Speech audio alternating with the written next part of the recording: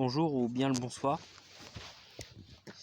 Je me retrouve dans ce chouette parc pour parler de Jurassic World Renaissance.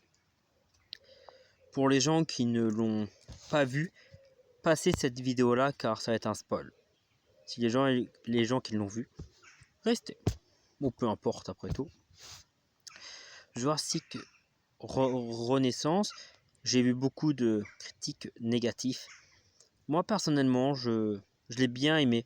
J'ai passé même un chouette moment. Jurassic Renaissance, je l'ai pris aussi comme une conclusion à ce que Jurassic Park a été. On voit, on comprend comment que ce que Hammond voulait dans le premier Jurassic Park, donc créer un parc avec des dinosaures modifiés, enfin génétiquement modifiés par l'ADN, a merdé. Et dans Renaissance, ça, on comprend que oui, il s'agit principalement de dinosaures mutants. Dans Renaissance, on en voyait déjà dans World, notamment avec Blue ou Beta. Mais je veux dire que dans Renaissance, oui, on comprend vraiment que les dinosaures mutants ont su à s'adapter au climat et ont su à s'adapter à leur nouveau environnement. D'ailleurs, pour les dinos mutants, ils sont badass, ils sont stylés. Et c'est dingue parce que dans World, toutes les fans ou toutes les personnes ont trouvé Blue, Beta trop mignonne. Et là, sur les réseaux sociaux,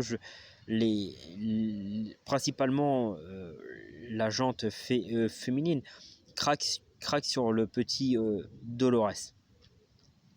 Alors aussi, Jurassic Renaissance, c'est intéressant du fait qu'on suit deux histoires. La première histoire, donc l'expédition, qui vont devoir aller sur l'île chercher de l'ADN pour une entreprise de médicaments. Et de l'autre côté, on suit la virée en mer d'une famille qui va sur un voilier, qui va complètement échouer sur l'île, etc. Et ces deux histoires-là, séparées, mais se rejoignent. Donc moi, ça, j'ai bien apprécié. J'ai également bien apprécié ce côté dans Renaissance, si on peut dire, ce côté, ouais, il se passe de l'action, il y a des choses, et il y a ces choses vraiment trop mignonnes.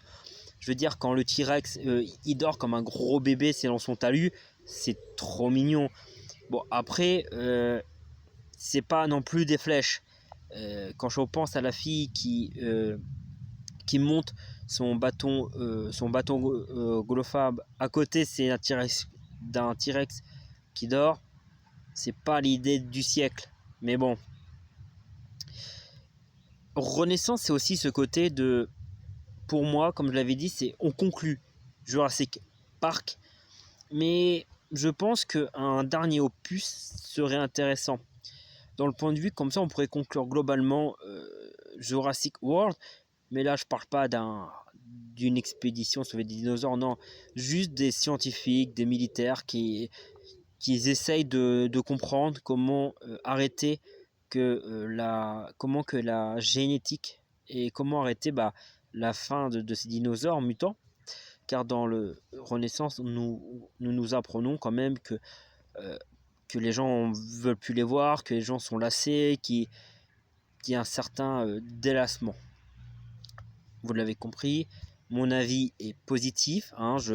J'ai beaucoup aimé ces Renaissances. J'ai comme hâte qu'ils sortent l'année prochaine, donc en janvier 2026, pour voir les bonus, pour comprendre un peu mieux le tournage, l'esprit du film, comprendre comment que ce scénario-là a été pensé et mis sur papier surtout. Donc voilà, je vous souhaite une très bonne soirée et à très bientôt.